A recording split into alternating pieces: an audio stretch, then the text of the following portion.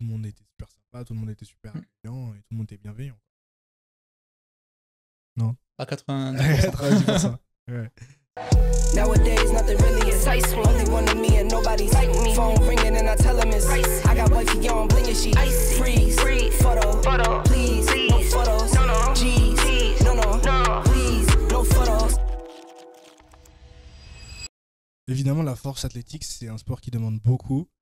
C'est toujours, c'est un peu paradoxal parce que ça demande un peu de vivre comme un athlète sans être un athlète. Dans le sens où, bah oui, quand t'es athlète, t'as le kiné, t'es payé pour ça, t'as que ça à faire, entre guillemets, le sport de prendre parce que c'est ton job. Et la force athlétique, c'est un sport que si tu veux performer, il faut que toute ta vie tourne autour de ça.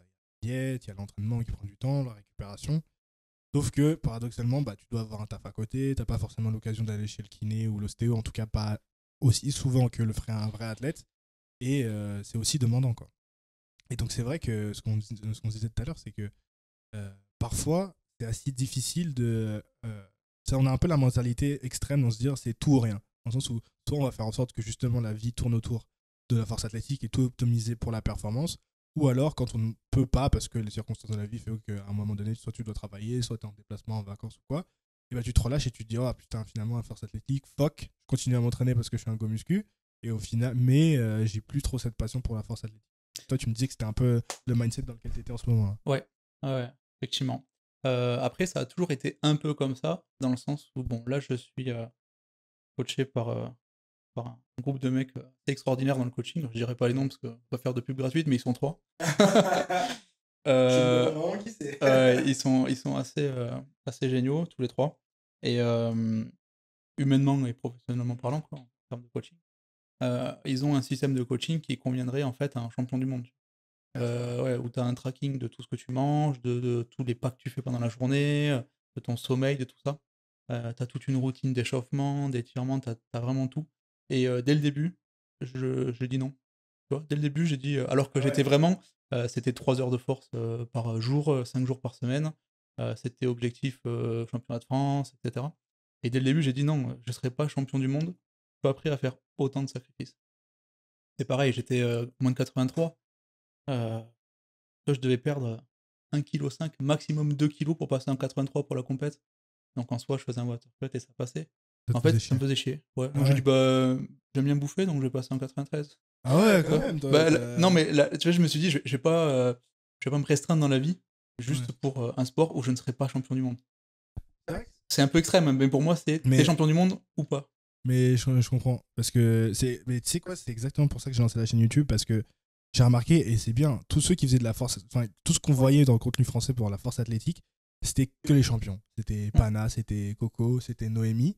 Je me disais, mais putain, il n'y a personne qui est normal. Genre, il n'y a personne qui est ton gars lambda qui fait de la force athlétique parce qu'il aime bien le loisir, mais qui n'a pas forcément l'aspiration d'être champion de France ou champion du monde, mais il a quand même le droit d'aimer la force athlétique, tu vois. Et je me suis dit, putain, il faut qu'il y ait un gars comme ça, tu vois. Donc c'est un peu comme ça que j'ai commencé YouTube. C'est parce que je me suis dit, mais il n'y a personne qui représente des mecs comme moi, quoi. Ouais. Qui aiment la force, qui aiment être fort, qui aiment se dépasser, qui aiment donner le meilleur d'eux-mêmes, mais qui n'ont pas forcément les aspirations de tout sacrifier, effectivement, pour devenir champion ou champion de France ou champion du monde. D'ailleurs, quand j'ai commencé la force, en fait, j'étais dans une boutique de compléments alimentaires, Ok. un beau muscle. Je m'étais renseigné et le gars qui tenait la boutique m'a dit bah il y a une petite asso de force, va faire un tour, etc. J'y suis allé, bon j'avais regardé des vidéos sur YouTube de Power, j'avais vu Brett Gibbs à l'époque. Il faisait des vidéos, lui. Ouais, Brett Gibbs toujours, il y Ah a, ouais. je regarde sa vidéo entraînement raw en 2015 où il a un petit Ok. bonnet péruvien là, elle est Ouais. mythique cette vidéo. Tu peux la regarder avant de t'entraîner, c'est vraiment génial. Il fait des petits cris et tout, c'est trop bien. Et j'avais regardé surtout. En fait, je suis arrivé début septembre et le coach m'a dit bah, il y a les premiers pas fin septembre et bah, tu vas les faire. Mhm. Ouais. Non, c'est pas possible. Si, tu vas les faire, c'est obligé. Après, c'est bien pour l'expérience. Donc j'ai fait un mois T'as fait. de 5x5 et je suis Ouais. allé en compète. Et ce que j'ai regardé sur YouTube, c'est comment se passe une compète de force athlétique, Mhm. qu'est-ce qu'il faut pour débuter, etc. Mhm. Et il n'y avait rien à l'époque. Rien du tout. Et là, c'était la galère. Donc heureusement, il y avait des mecs qui étaient super dans l'assaut. Ils m'ont bien aidé. Mhm. Mais voilà, c'est un peu la galère.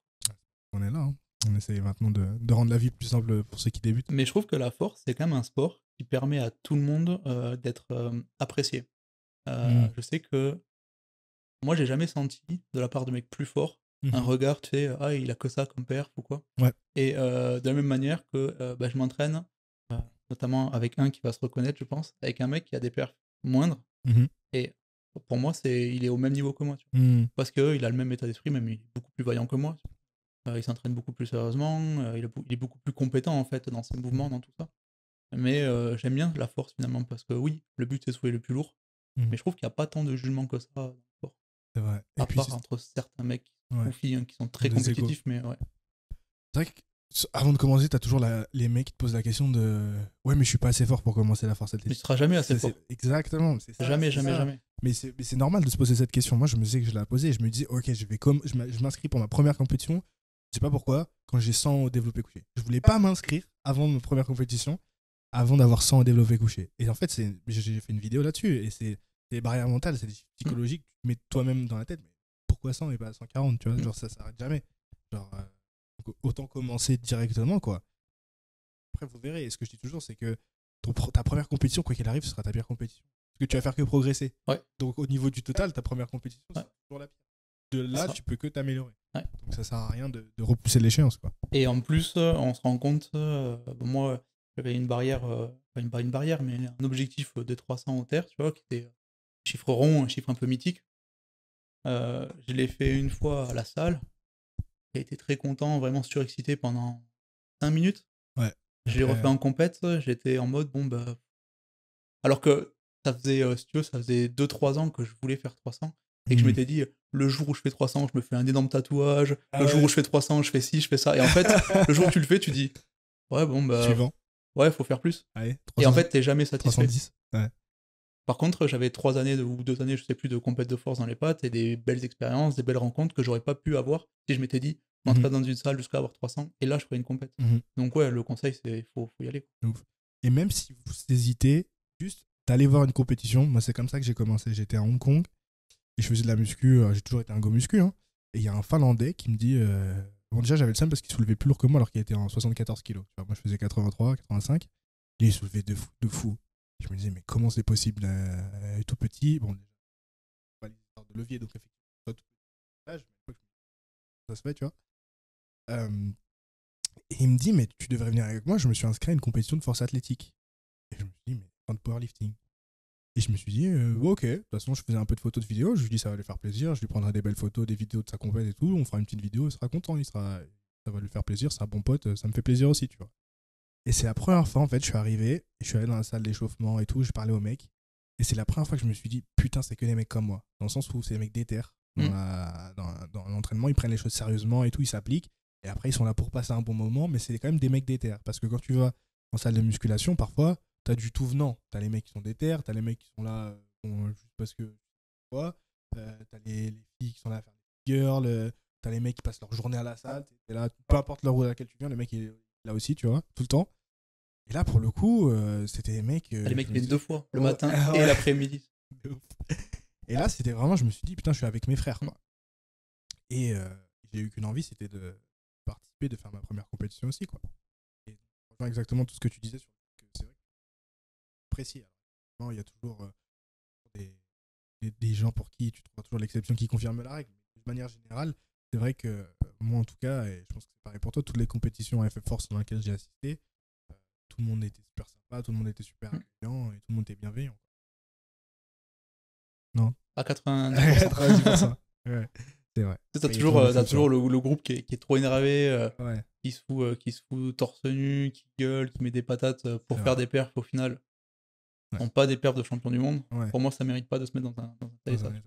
Tu viens de regarder un clip exclusif de la page Patreon du podcast Un Rendez-vous Musclé. Si tu veux accéder à l'intégralité des épisodes du podcast en vidéo, proposer des thèmes, sélectionner les invités, poser tes questions en priorité et même assister à l'enregistrement du podcast en live, n'hésite pas à supporter le podcast sur Patreon, le lien s'affiche juste ici. Et si c'est pas le cas, ne t'en fais pas, les épisodes restent disponibles gratuitement sur toutes les plateformes d'écoute, Spotify, Apple Podcasts, Deezer, bref. Moi je te dis à bientôt dans une prochaine vidéo ou dans un prochain podcast. Ciao.